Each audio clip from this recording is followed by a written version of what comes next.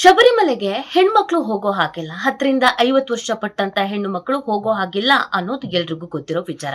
ಇದಕ್ಕೆ ಹೆಣ್ಮಕ್ಳೆಲ್ಲ ಅಯ್ಯೋ ಇದು ಅಸ್ಪೃಶ್ಯತೆ, ಮುಟ್ಟಾಗ್ತೀವಿ ಅನ್ನೋ ರೀಸನ್ಗೋಸ್ಕರ ನಮ್ಮನ್ನ ದೇವಸ್ಥಾನಕ್ಕೆ ಹೋಗ್ಬೇಡಿ ಅಂತ ಹೇಳ್ತಾ ಇದ್ದಾರೆ ಅಂತ ಕಾನೂನಾತ್ಮಕ ಹೋರಾಟವನ್ನ ಮಾಡ್ತಾ ಇರೋದು ನಿಮ್ಗೆ ಗೊತ್ತಿರೋ ವಿಚಾರ.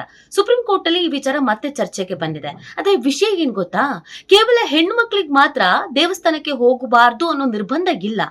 ಪುರುಷರೂ ಕೂಡ ದೇವಸ್ಥಾನಕ್ಕೆ ಹೋಗಬಾರದು ಅಂತ ನಿರ್ಬಂಧ ಇರುವ ದೇವಸ್ಥಾನಗಳು ನಮ್ಮಲ್ಲಿ ಇದೆ ಅನ್ನೋದನ್ನ ಕೋರ್ಟ್ನ ಗಮನಕ್ಕೆ ಸಾಲಿಸಿಟರ್ ಜನರಲ್ ಆದಂತ ತುಷಾರ್ ಮೆಹ್ತಾ ಅವರು ಗಮನಕ್ಕೆ ತಂದಿದ್ದಾರೆ. ಹೆಣ್ಣು ಮಕ್ಕಳಿಗೆ ಅನ್ಯಾಯ ಆಗ್ತಾ ಇಲ್ಲ, ಹೆಣ್ಣು ಮಕ್ಕಳನ್ನ ನಾವಿಲ್ಲಿ ಅಸ್ಪೃಶ್ಯರ ತರ ನೋಡ್ತಾ ಇಲ್ಲ, ಗಂಡು ಮಕ್ಕಳು ಕೂಡ ಈ ದೇಶದಲ್ಲಿ ಕೆಲವು ದೇವಸ್ಥಾನಗಳಿಗೆ ಹೋಗೋದು ನಿರ್ಬಂಧಿಸಲಾಗಿದೆ ಅಂತ. ತುಂಬಾ ಜನಕ್ಕೆ ಈ ವಿಚಾರ ಗೊತ್ತಿಲ್ಲ ಅಂತ ಕಾಣಿಸುತ್ತೆ. ಕೇರಳದ ಭಗವತಿ ದೇವಸ್ಥಾನಕ್ಕೆ ಪುರುಷರು ಹೋಗೋ ಹಾಗೆ ಇಲ್ಲ. ಎಷ್ಟೋ ಪುರುಷರು ಆ ದೇವಸ್ಥಾನ ಹೇಗಿದೆ, ಯಾಕೆ ನಮಗೆ ಹೋಗೋದಕ್ಕೆ ಬಿಡ್ತಾ ಇಲ್ಲ ಅಂತ ಬ್ಯೂಟಿ ಪಾರ್ಲರ್ಗೆ ಹೋಗಿ ಹೆಣ್ಣು ಮಕ್ಕಳ ತರ ರೆಡಿ ಆಗಿ ದೇವಸ್ಥಾನದ ಒಳಗಡೆ ಹೋಗಿ ಬಂದಿದ್ದು ಇದೆಯಂತೆ.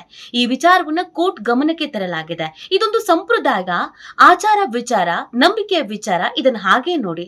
ಇದು ಹೆಣ್ಣು ಮಕ್ಕಳು ಗಂಡು ಮಕ್ಕಳು ತಾರತಮ್ಯ ಈ ತರ ಪೈಪೋಟಿಗೆ ಬಿದ್ದು ಈ ವಿಚಾರವನ್ನ ಚರ್ಚೆ ಮಾಡೋದು ಬೇಡ ಅಂತ ಗಮನಕ್ಕೆ ತಂದಿದ್ದಾರೆ. ಹೆಣ್ಣು ಮಕ್ಕಳಂತೆ ಪುರುಷರು ಕೂಡ ಕೆಲವು ದೇವಸ್ಥಾನಗಳಿಗೆ ಹೋಗೋದು ನಿಷಿದ್ಧ ಅನ್ನೋದನ್ನ ತಿಳಿಸಿದ್ದಾರೆ.